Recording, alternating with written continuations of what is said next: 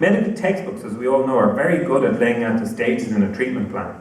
However, they're not so good at telling you what to do for the 4 hours as you're waiting for an ambulance to transport your patient to the nearest hospital that has the necessary equipment.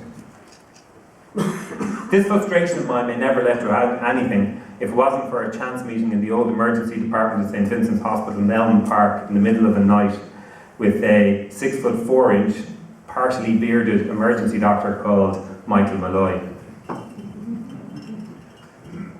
In a conversation that night, which I quite clearly remember, which most conversations with a former boxing champion do kind of stick in your mind, Mick challenged me to put my money where my mouth was, so to speak. Not to waste the empty words that I was probably ranting on at the time, as most of you are probably used to my rants at a various age, and to get involved in the process of meaningful change.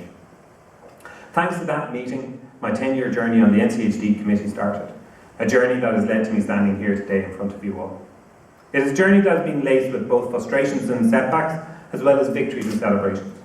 A journey that has led to the development of friendships, as well as a deeper understanding not only of medicine, but also of Irish society, humanity, and groupings in general. While it's probably unfair to pick out any of the individuals from all those that I've met who've helped me along the journey, and most of whom I see here in front of me today, I must thank Mick in particular, who has always been a constant source of advice and a support and a good friend, and without which I certainly would not be here today. Of course, I am of that generation of graduates who emerged at the time of the publication of the Hanley report. This report promised us all a health service fit for purpose. We were promised a health service that no longer would we have to compromise patient care. No longer would NCHDs be forced to risk their own health working inhumane hours. No longer would NCHDs have to make decisions beyond their experience and expertise because there was just nobody else available to do so.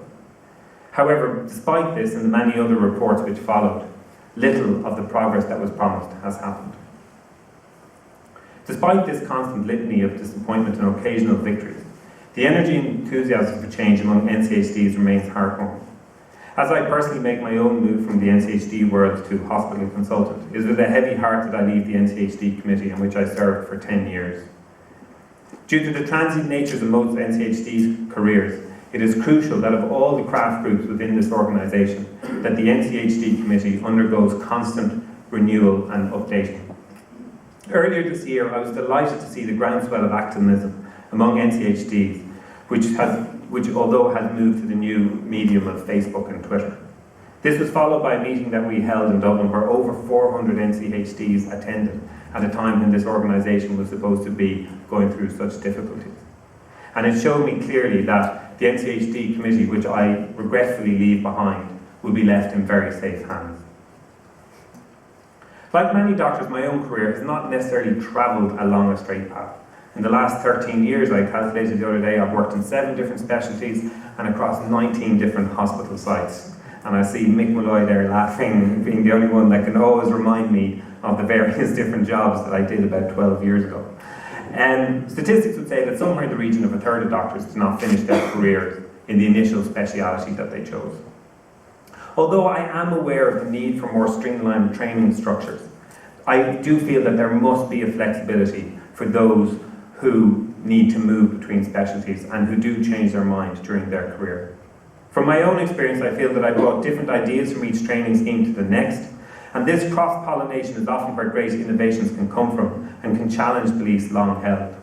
As Thomas Paine said, the practice of not thinking a thing wrong often gives it the superficial impression of being right.